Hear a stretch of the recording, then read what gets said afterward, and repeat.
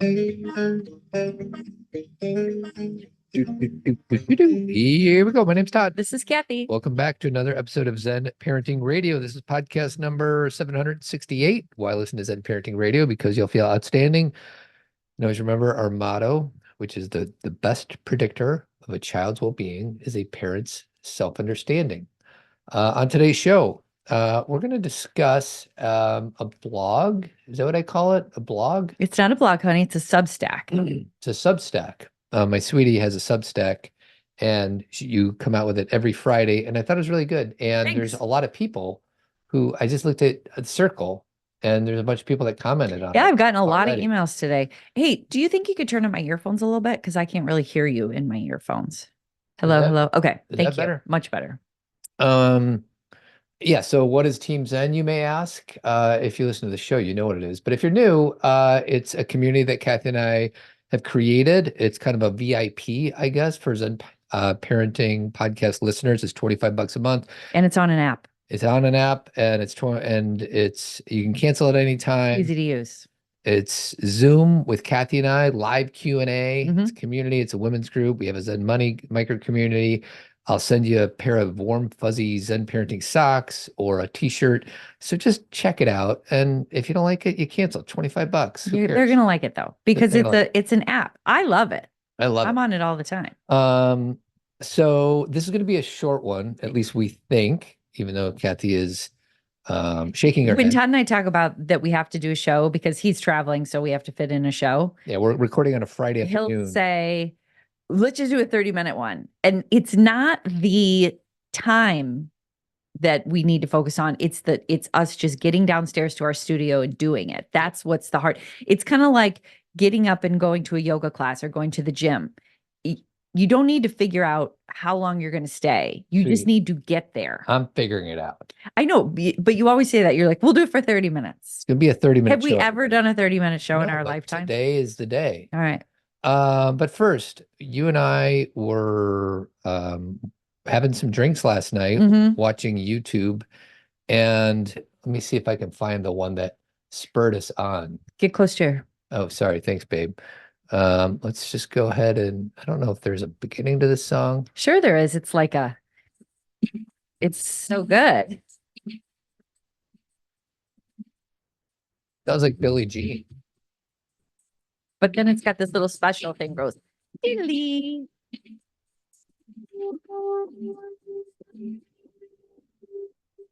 Just takes a little bit. It sure does.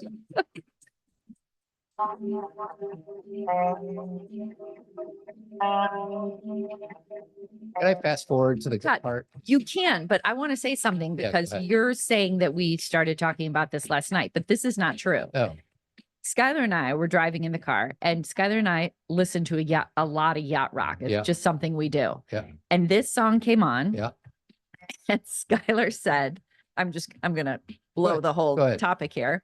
She said, what's the deal with all these 80s songs and parentheses? what's the deal with this long intro? Finally. So what's the name of the song, sweetie? This is I Can't Go For That. And then in parentheses, no can do. You're not even close to the verse yet. Well, you're close.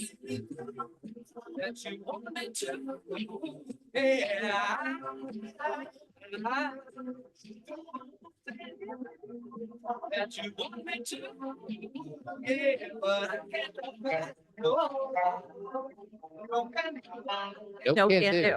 So we should stop playing it because Hall and Oates are in a fight Yeah, and they're very litigious with each other and they might sue us for playing that song. we don't want that. Yeah, actually, Hall is suing Oates. Does anybody even know the difference? Daryl Hall is suing John Oates. Of course, we know the difference. Daryl Hall. That's what Oates is saying to Hall. Yeah, Oates is coming out hot. Let me just say that. But was there a restraining order? yes, there's a restraining order. So Hall, do we call them by their first names or their last names? Go last. Okay, so Hall went on Bill Maher a little bit ago, and Bill said something about Oates being his partner. He's like, he's not my partner. He's my business partner. He's my business partner, but he's not my He's partner. not my partner. And then Oates said that Daryl Hall is his brother, but they don't get along, something like that. But then Oates tried to sell his half of the music. Yeah. And I don't know how you sell half of a song. That's what I And don't he understand. was kind of being a little passive aggressive about it. He's like, I thought I'd sell it because, Daryl wants to be a solo artist anyway. So I thought, what's the point? They're kind of like having a fight in front of all of us. Yeah. Not just kind of, they are.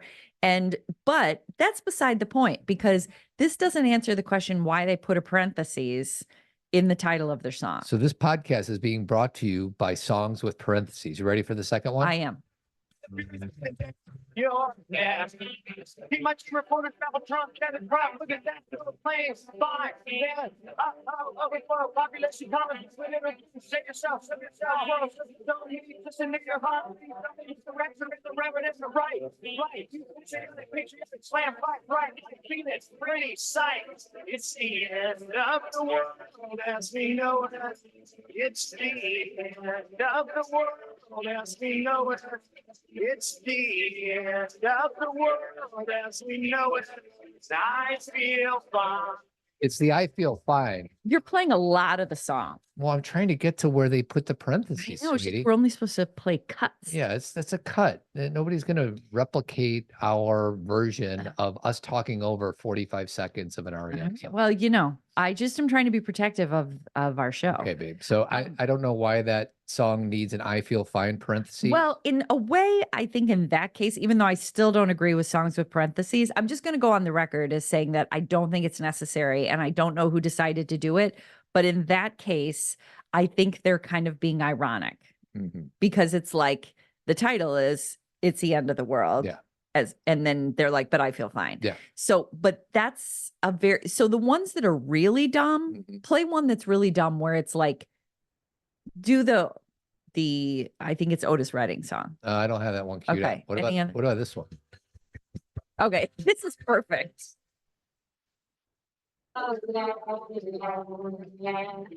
Cowbell. More cowbell.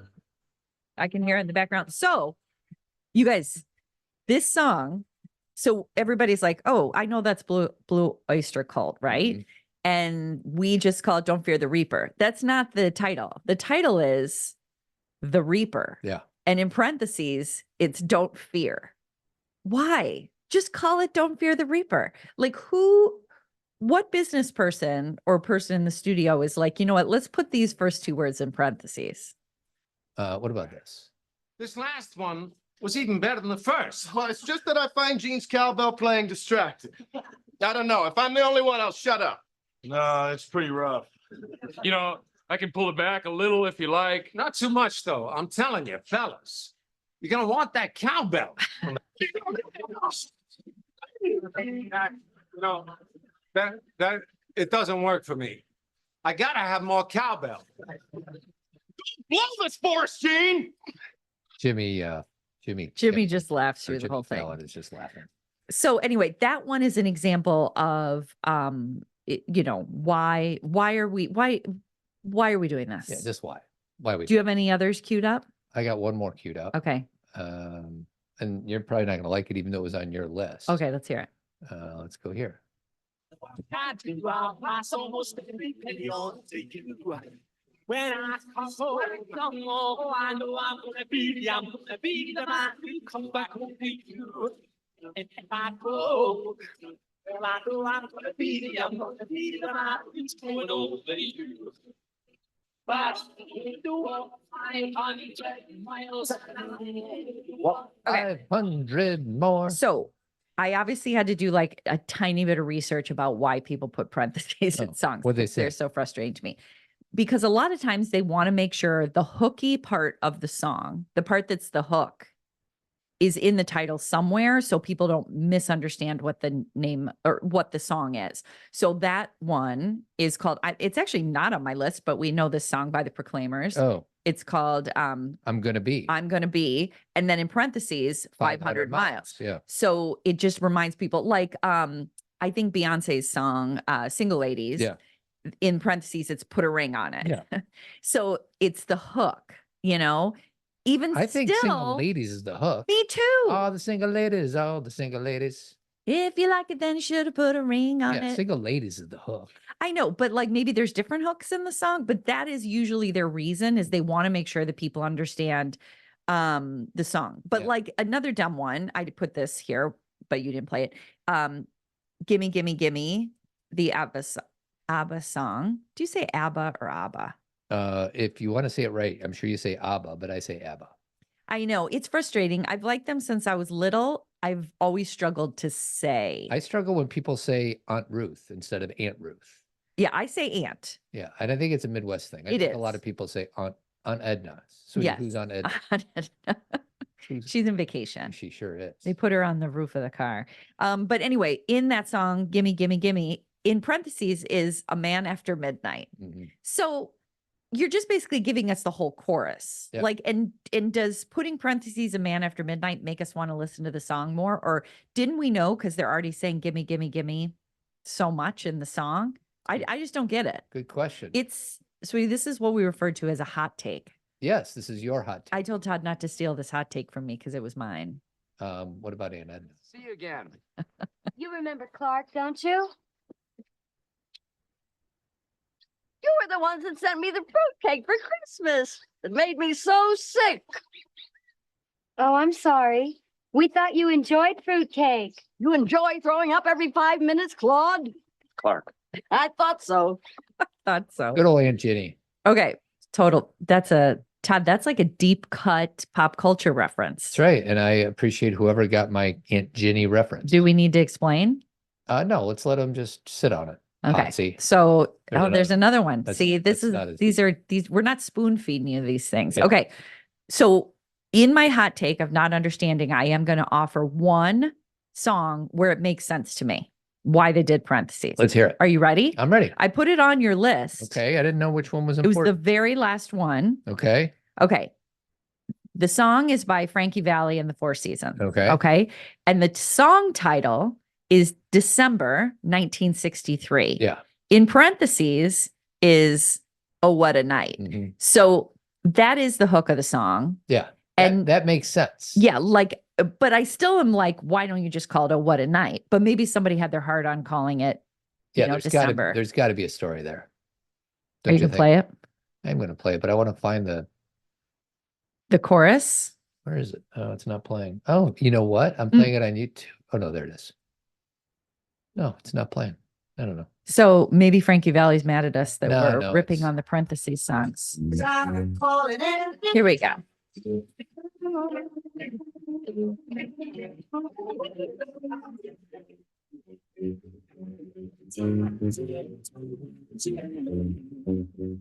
So what do you think? So basically they say, late December back in 63. So they don't even really say December 1963. Yeah, they're just getting They're, cute with they're their getting song cute. names. So, but anyway, I just thought I would share something that, I appreciate that, babe. can I just give you a few more that you don't have to play? Sure. Whitney Houston, I want to dance with somebody, in parentheses, who loves me. Yeah. Unnecessary. No. Otis Redding, love this song, The Dock of the Bay, in parentheses, sitting on. Sitting on the dock of the bay. We don't need it. We don't need it, Otis. We didn't need it. And then a song I love by Janet Jackson, Love Will Never Do, in parentheses, Without You. That's right. And then we got to end with Meatloaf, Yeah, I'll do everything for love. but not I that. won't do that. No way, man. And you know what, Todd? We still don't know what that thing is that Meatloaf won't do. And didn't he die? So we don't know. He did die. He had to have told somebody. And maybe he's being kind of like, everybody gets to decide for themselves. Yeah. A lot of writers and directors and everything like to keep things a little more, is the word obscure? Yeah. So people can decide for themselves. So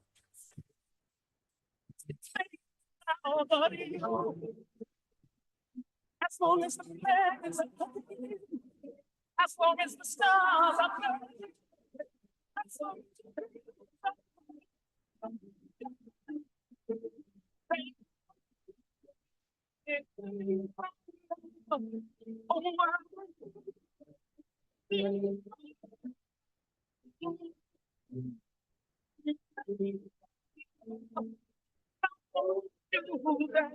He won't do it. No way. Sweetie, what won't you do? I won't eat cheese fries from Portillo's because it's like it's not real cheese. It's a cheese sauce. I won't do What that. are you talking about? You eat cheese sauce all the time No, I on don't. things. Give me an example. If we go to like one of those Chicago places, like your No, Nick's I Euros like or I like the Merck's cheese. They You dog actually need you. like a knife to spread it on. I don't like the dipping cheese sauce. you're telling me you don't ever eat dipping cheese sauce. We have nachos with dipping cheese sauce. Have I had it in my life? Yes. Do I have a serious aversion to it? Yes. Okay, and that's the thing you won't do for love. That's right. What's your thing? I was gonna go a little deeper than that. Possibly be any deeper than uh, cheese fries? I don't know. I don't know. I need time to think about my answer. See, sweetie, that's why I'm creative, because I come up with something dandy like cheese fries. Dandy. That is dandy. Okay, so my last hot take, and then we'll move on Oh, okay, to another hot women unfolding, Okay. is that Todd sneezes so loud. Yeah. And have we talked about this before on the show? I don't think we have. Todd, I've known Todd for 20 years, and he used to sneeze like a normal human being. And in the last 3 or 4 years, he sneezes so loud Yeah. that I get mad at him. Yeah, she does, and there's nothing I could do about it. I know, but I don't understand what's changed in your body that you need to like scream older- a sneeze. The older I get, the louder my sneezes are. I know. So let's talk about why this is. I'm sure when I was a little kid, little boy, I'm sure my sneezes were just super. Here's a tennis player. There's a YouTube clip of a loud sneeze. Let's. Okay. Todd's looking. It's Nick Kyrgios. Oh, what's that? See, he was trying to be loud there. Yeah, you just sneeze and the decibel level. Is it as loud as the cicadas, It's sweetie? light. No, the cicadas. Okay. Just, little sidestep here into the cicadas. I know that people are probably tired of hearing about them, or maybe they're not, because we were in Evanston today and there were no cicadas there. And in Elmhurst, they're everywhere. In Park Ridge, they're everywhere. I could hear them when we drove through Park Ridge. Yeah. There are so many cicadas in our yard that they're like bumping into each other. Yeah, And they like fly into each other. so we've had the zombie cicadas that came out of the ground and were so gross and were like slimy and gross, and then became flying cicadas. So their shells are everywhere. So this is happening over the last couple of weeks. Now they're flying everywhere. Yep. And they're running into our heads. They're getting in our hair. It's literally like you look outside and it's like the apocalypse. Yeah. They're everywhere. And they're so sorry, cicadas. I don't call people dumb usually, but they're just dumb. And then they pretend that they're dead on their back, and they're not dead, because if they could get right side up, they could fly. And they do. So anyway, Don't count the cicada out just because it's laying on its back. yeah, don't count it out. Don't think it's dead, It's because still- it doesn't know how to get back up. Yeah. So that's a whole issue. But then Todd sneezes. I'm just going to leave that there because I just needed to vent about that. There we go. Let's talk about women unfolding. Okay. Maybe my women unfolding is me being more outspoken about your sneezing. Yeah, there you go. Let's go with that. Okay. But even though it annoys me, don't repress your sneezes, because I know that's not good for you. Yeah, I'll implode. Right. Yeah. You could explode. Yeah. Then we'd Well, have I more. do explode every time I sneeze, but if I hold it in, I'll implode. Oh, okay. You So with me on that? Neither are great, Desirable? but we'll take You'd one. rather explode than implode. I would just rather neither of those things happen. Right, but if you had to choose. Yeah. Yeah, Yeah. makes sense. Yeah. Okay.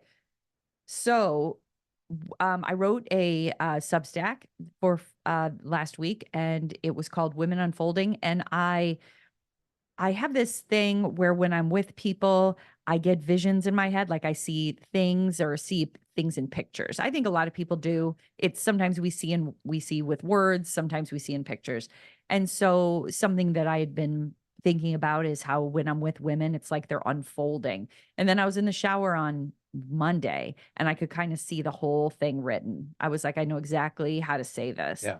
Because sometimes when you're using an analogy, it doesn't fit. It sounds good in theory, but not all the pieces quite come together. Sure. And this one did. And basically, it's just the fact that as women, we are like an open piece of paper when we're born and when we're little. Clean and slate, blank clean canvas. slate. Yeah. Open to anything, kind of like a way, just what could go on this piece of paper. Right. And then something happens where we start to realize maybe like cultural norms or societal norms start to kind of tell us who we are. Family expectations. Yeah, like we start to recognize that maybe we need to quiet down a bit, or maybe we need to like tone it down or be a little different or adhere to a norm. And we start to just fold in a little bit so we're not quite as wide open. And then, like Todd said, then we start to realize in our family that maybe there's some expectations there. And so we start to fold a little more, maybe even fold pretty significantly, like with a big crease, like this is my new role. And then, we fold because something traumatic happens to us. And, I wrote something like, then we're like, we blame ourselves for not being more folded in the first place. Yeah. Like something happens to us and we like not only deal with folding in more and being more tight, but we also blame ourselves. So we allowed ourselves to be open. Yeah. And then little things happen. Like, Todd, can you think of anything that's happened in your life where it really hurt your feelings, but it seemed to others to be like a minor slight? Like, didn't you tell me that your dad used to tell you had skinny legs or something like that? Frog legs, froggy. And did that hurt He used to say you? ribbit, ribbit. I remember having quite a reaction to it, and then it became funny. So then my dad would say it to get my brother to laugh at my reactivity to it. So there's a part of me that'd be like, it was kind of silly and fun, and I kind of enjoyed playing the role of being mad. Was it like a deep wound? No, but Okay. it was probably a micro cut or something like that. So, Okay. yeah. Well, and I think with women, sometimes it's something about the way they look, or I know a lot of women, especially one of my good friends, she always tells me that people told her she was too loud. She talked too loud. And so she'd get that feedback all the time, or that, women are told they need to dress differently, or they need to tone down something about themselves, or they're told they're not funny, or they're told they're not smart, or they're told you're not a good friend. And we have all these kind of slights that then kind of fold you in more. Well, what about this real quick?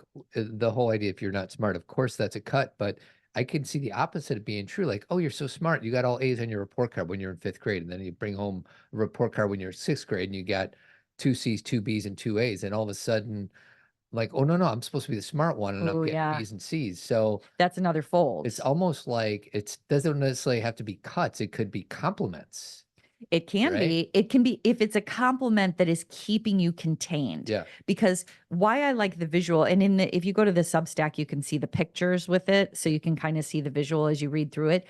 But it's anything that limits you, right? Any Because limiting belief. any limiting belief that like the fold in, it's less about the actual fold and more about what's happening to you, which you're becoming tighter and more restricted and more restrained.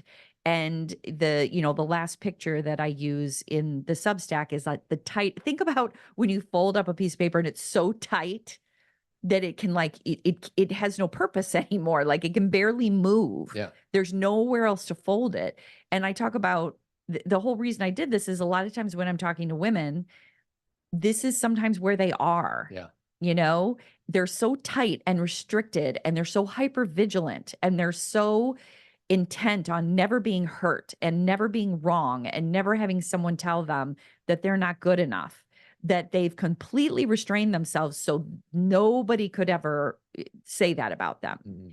And then the whole work of our lives, once we decide that we recognize this tightness, we've folded in so much, is to start unfolding. I mean, it really is kind of like a lovely metaphor because the unfolding, and I put really small things like one of the unfoldings is, what do you want for dinner tonight?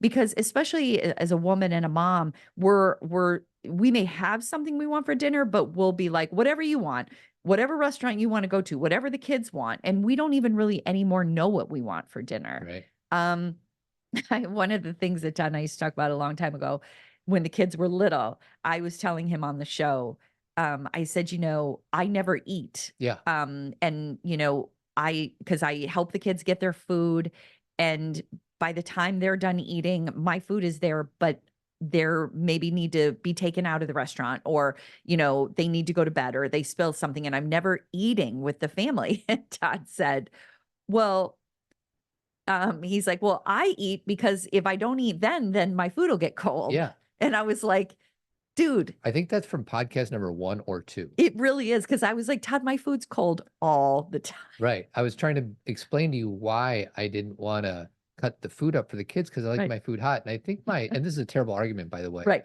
But I was like, the value of food for me, if something is supposed to be hot and it becomes warm, or if something is warm and it turns like lukewarm, Uh-huh.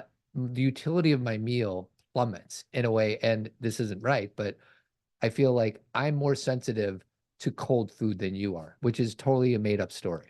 Well, it's so contrived And because it's like very convenient. yeah, it's very convenient. You're kind of like, Yeah. this is harder for me. So you cut up all the Yeah, kids' it's like, food sweetie, all you the don't time. understand. Like, I really like my food hot. Because I would just like my food warm. I Yeah. mean, the reason I don't need my food the perfect way like you do is I don't have that as an option. Here's my example. Okay. This is me trying to win this silly, stupid argument.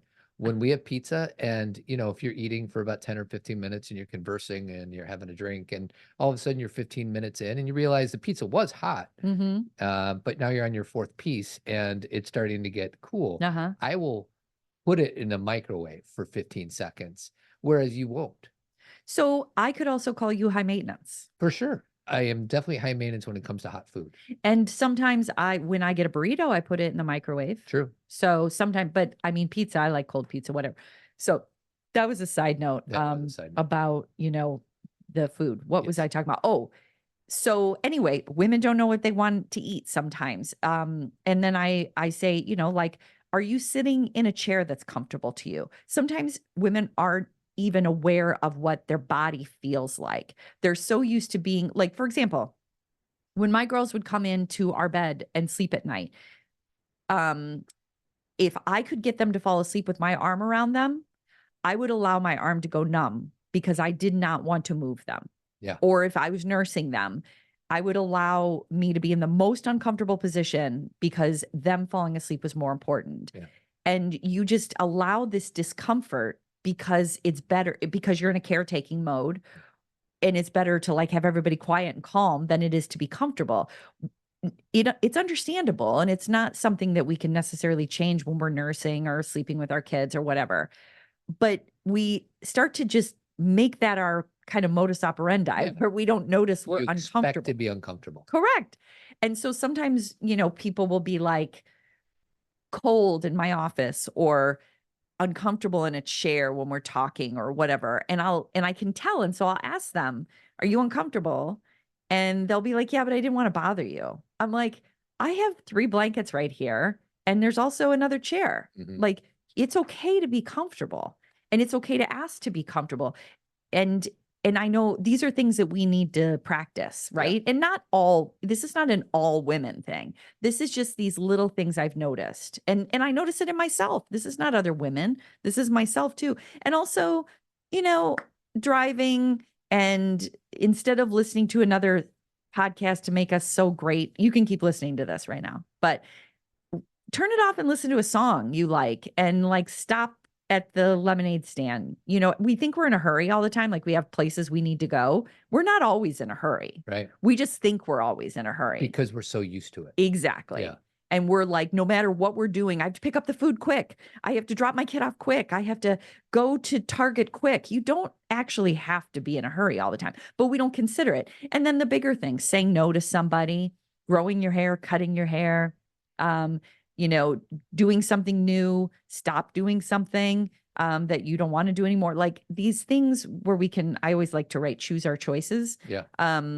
These are practices of unfolding. And then all of a sudden you end up like an open piece of paper, but you got a lot of creases, right? Because you've been folded up. Yep. But the creases are your experiences. They're not something, and it's not about how you look. It's not about wrinkles. It's about that the creases are the experiences you have that are ingrained in you. Yeah, I was going to say, it's like experience, and the goal is not to have creases. You should have creases. You should. Yeah. We should all have creases. Yeah. Because that's how we learn. If we start with a blank piece of paper and we stay a blank piece of paper, as fun as it sounds, because there's no experiences that are uncomfortable. But it's Dory. If nothing happens to you, then nothing happens to you. Is that from part 1 or part 2? It's from the first movie. I think Dory actually says, if nothing happens to him, meaning Nemo, then nothing will happen to him. Yeah. Like things happen. And Right. and I say in the last paragraph, our folding in was absolutely necessary to Right. survive. And we don't need to feel guilty about folding in. We made it here. A lot of the folding in was done as children when people were hurting us or there was trauma or experiences we had to get through. And so we needed to fold in. But now we can give ourselves permission to Well, unfold. and that's, I'll try to go deep here for a second. That's where I am sometimes at these traumas that happen to Mhm. us when we're younger. I still sometimes act as if I'm still in that place. Yeah. And the goal is to realize that is no longer happening to me right now. And I can use a different strategy. But to your point, those parts of us folding in Yeah. were an important piece for us to survive. Right. The problem is that part still is believing that we're 7 years old or 17 years old, Mhm. when in fact, if you're listening to this podcast, you're probably a lot older than 7 or 17. Yeah. So then you got to talk to that part saying, we're not there anymore. We're Mhm. here. Yeah. Like sometimes whenever my dad comes over, I sometimes I regress. And I talk to a lot of the guys that I coach about this. Like when our parents come over, even though we're middle-aged moms and dads, Mhm. we still regress back to our childhood in that moment when our parents are there. Mhm. And it's so interesting that Well, we do that. it's interesting, and it's not all about us. When you go back into a family dynamic, the other person also expects you to be the Sure. way you were. Yeah, there's a reason. There's a reason. So a lot of times when people have done a lot of inner work, they've done a lot of personal work, maybe gone through a lot of therapy, understood their childhood better, and then they're ready to go home for the first time and they're like, I'm going to crush it. I'm going to do this so much better, be so much more empowered. But they go back into a system Mhm. where that system necessitates that you act in a certain way. Yeah. There's a dynamic at play. There's a dance that everybody already knows how to do. So it's very hard to be completely different. Now we can still practice making different choices. It doesn't mean it's impossible, but we get so angry at ourselves. In the words of Ram Dass, if you think you're enlightened, go home and live with your family for 2 weeks. Correct. There's There's a dynamic that is very hard to break because unless everybody else has been working on it, Yeah. which most of the time they haven't. No. Wouldn't it be great if everybody was working on themselves? Yeah. It would be Imagine nice. that? And most of the time, I I think think everybody is naturally because I think we're hardwired to continue evolving, but we're not always working on ourselves at the same time. true. And we are all working on ourselves at a different pace. Yeah, exactly. So for instance, like say something happens to me and I get reactive and I get into victim or villain and all that. That happens to me on a daily basis. Mhm. It's just how quickly can I catch myself like, oh, I'm in this really restricted place and I'm not looking at this through any lens of curiosity. I'm really not being conscious around it. I'm defensive. I'm scared. And I like that there's that poem called The Hole. Do you remember that poem? Mhm. And we're going to keep like tripping up. Yeah. It's just how quickly can we catch ourselves that we just tripped up? Some people live a lifetime in that victim and villain and all that consciousness. I try to catch myself maybe the same day if I'm lucky. But sometimes I'm in that hole for a week or two, trying to dig myself out of it. And without going through every step of the hole, basically it's just saying, first time you fall into a hole and you're down in the hole for a long time, takes you a long time to get out. And then over time, you may still fall into the hole, but you get out faster. And then you figure out to go around the hole. And then you eventually figure out to go down a different street. And in the beginning, sometimes you don't even know you're in the hole. You don't, because it's your norm. Yeah. And that's kind of what I mean about family dynamics sometimes is you can get into a system where you're like, this is just what we do. Yeah. I don't see this, we can't see clearly.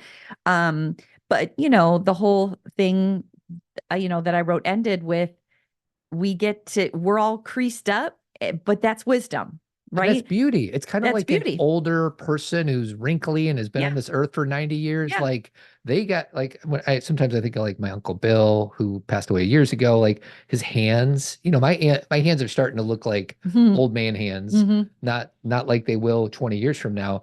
But I think there's such beauty in the weathering of our bodies because it's a representation. Like we've been on this earth a long time and a lot has happened. And when I look at my hands, like think about what our hands look like when we were 4 years old, Oh, right? I know. They're just like beautiful perfect. skin Yeah. and all that. Like I showed you my little thumbnail thing where Yeah. I accidentally stapled my It's such thumb. an old man thing to And do. I've got like this little You've got purple, like a circle. this little purple circle in the middle of my thumbnail. It's like a little blood blister underneath my thumbnail. And I just remember like that would happen to like my grandpa. grandparents. I do too. That's why when you showed me, I was like, that is so funny.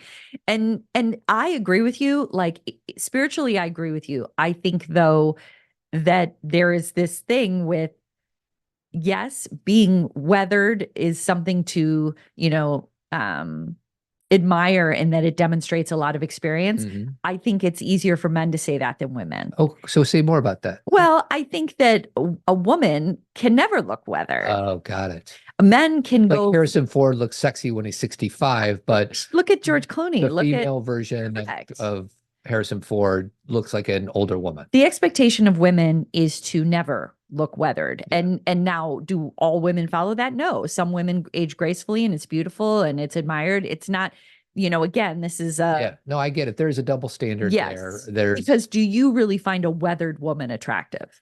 I think there's some really beautiful older women I do too. for sure. Todd and I just started watching Hacks. Yeah. And which is so good, by the way. I love it. I think Todd really likes it. I love it. Yes. But Jean Smart is beautiful. Yeah, she's a like beautiful she's a woman. gorgeous woman, and it's a great main role because lead role. Another woman who's not old, but she's older is the woman from Ted Lasso, whatever her name is. Hannah Wadding, Is that what her name is? the woman who owns the team. Yes. She's actually not that old. Oh, she's not? No, because of her confidence and everything, Yeah. she seems older, but she's really not. Is she our But age? she is also beautiful. Is she our age? I don't know. Yeah. But she's not as old as you think she is. Yeah, okay. All right, got it. Or who's the English actress that's so it's frustrating. Give me a movie. I can't do it. I'm not going to be able to do it. Not like Kate Winslet. No, she's older. She's like 65 or 75 years old now. She's a British actress.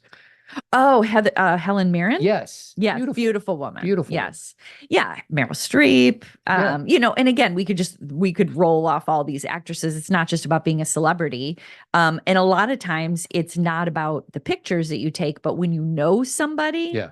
who is older and they're so attractive because of the way they talk and the way they live and their life energy Yeah. that they put out, that you're like, ooh, I love this person.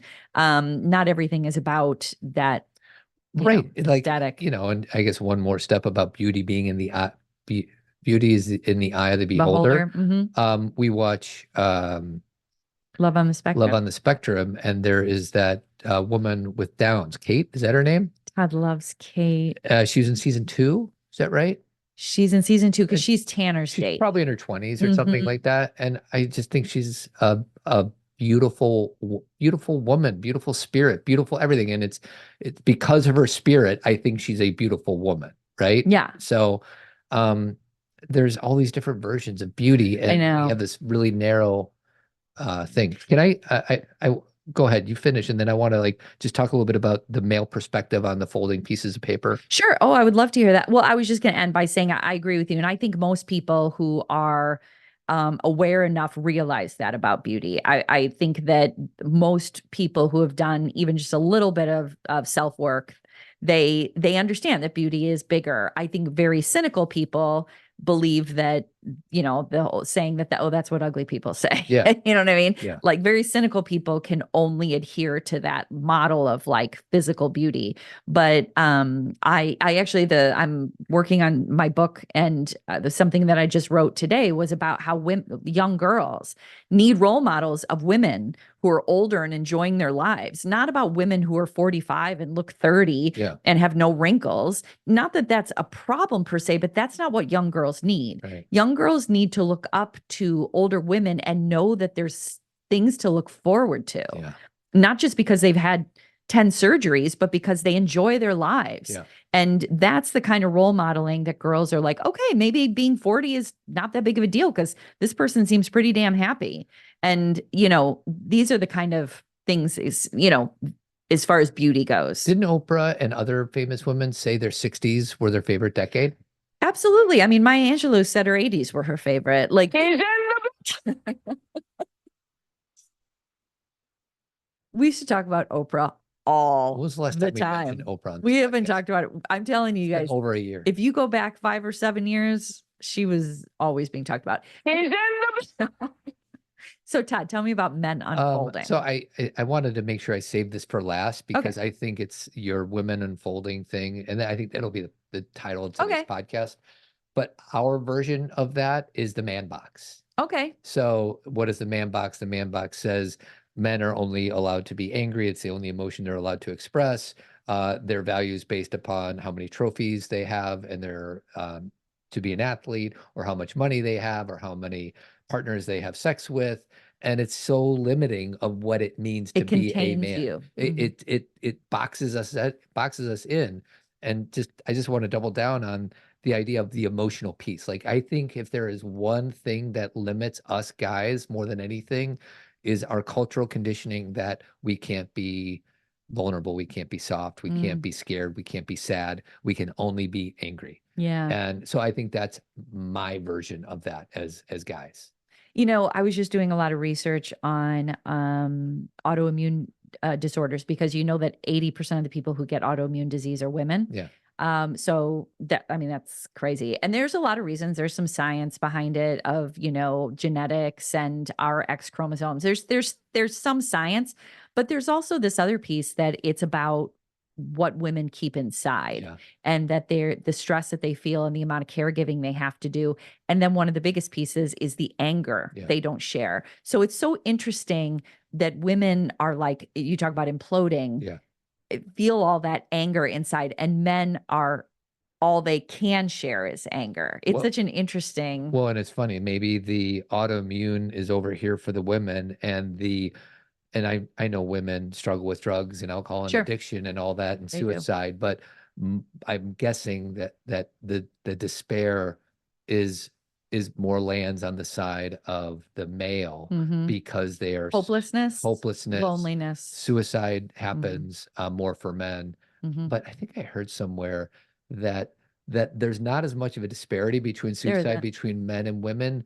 The thing that weighs it more towards the men is men are more successful because of what they use, because of what their means. They use guns, Whereas I think women are more about pills and things like that, and they are unsuccessful in their attempts. And I think that there's also the age, when you break it out in the age group, and one of the most successful, and I'm using the word successful to mean that more, they accomplish their goal.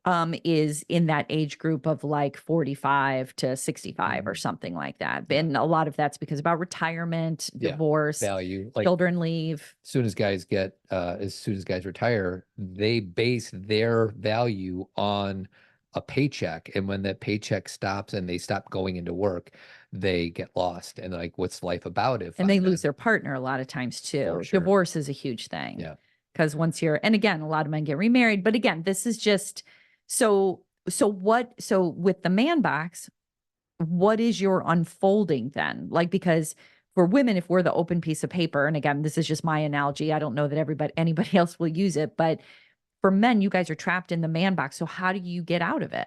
I just led a men living meeting today, and it's about emotional literacy, which means a lot of these guys that come to men living, they're like, okay, what are you feeling right now? They're like, I have no idea what you're talking about. It's like, well, I'm sad. Oh, you're sad. What are you sad about? Where do you feel that? Have you been able to express that sadness? No. So it's about emotional literacy, like naming these emotions, because we're not taught this stuff in school, and then being able to feel it and express it. So it's just basic emotional intelligence 101. That's where we start. And I feel like I want to give like a visual, like a box opening. So, it's just, I guess it doesn't need to be exactly the same. It's like freedom from the box. You know? How do we disassemble this man box? Yeah. How do we disassemble it? It's through vulnerability, which is not something that most men are ready to do. Yeah, I know. We got some work. So what I will say about the women unfolding is, like I said, if you already have Substack, like you follow other people, go follow Zen Parenting Moment. It's actually Cathy Kasani Adams, and subscribe, and then it will come to your inbox every Friday morning. I only do one, so you're not going to get inundated. One a week. Short week. Short read. and get the Substack app on your phone. That's helped me be able to follow the people that I follow much more easily. Because sometimes I try and like someone's Substack through the email, and then it'll be like, go to the app, like, so the app is really nice. And on all your you got to phone. do is click on the link below. And Yeah. So click on the link below and you can go and follow my Substack. And you can also click on the link below and join Team Zen, and you get a free pair of socks or something cool like that. That'd be great. And then don't forget about Jeremy Kraft. He's a bald-headed beauty, painting and remodeling throughout the Chicagoland area. 630-956-1800. Thank you so much for listening. Keep trucking, everybody.